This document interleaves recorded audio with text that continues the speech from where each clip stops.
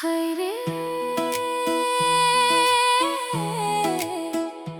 तोर याद में दिल मोर खो गे सीजी लव वाइब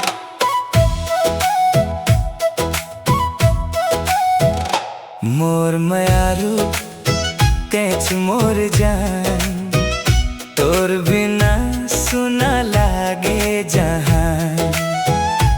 तोर हसी माँ बस गे मोर प्यार तेज मोर सपना तेज संसार मोर मयारू सुन ले बात तोर संग जीना दिन और रात दिल में बस गे ते धीरे धीरे अब तोर बिना नहीं रहा ये जी रे पहले दफा जब तोला देखे वो दिल मोर धीरे धीरे धड़के लगिस तोर आँख में चांदनी चमके मोर दुनिया पूरा बदल के लगिस गाँव के रद्दा में संग चलबो बारिश में भीगते बात करबो तोर हाथ में हाथ धर के हर दुखला दूर करबो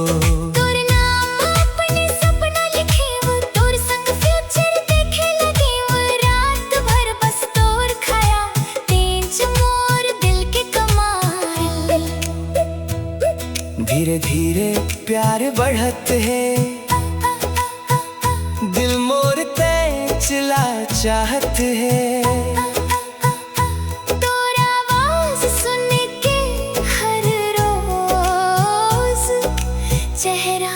मस्माइला जाते जाते मोर मयारू तेज मोर जान तोर बिना सुना लागे जहान तोर हंसी में बस गे मोर प्यार तेज मोर सपना तेज संसार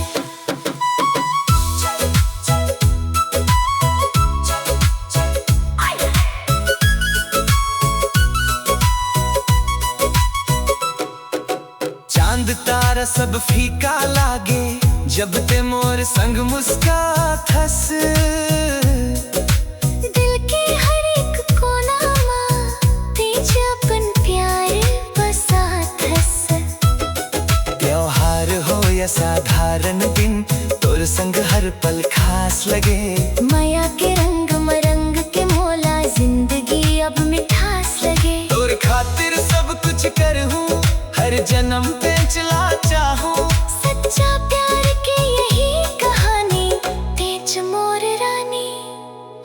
रानी सीजी लव फॉरएवर मोर मयारू तेज मोर दिल के धड़कन।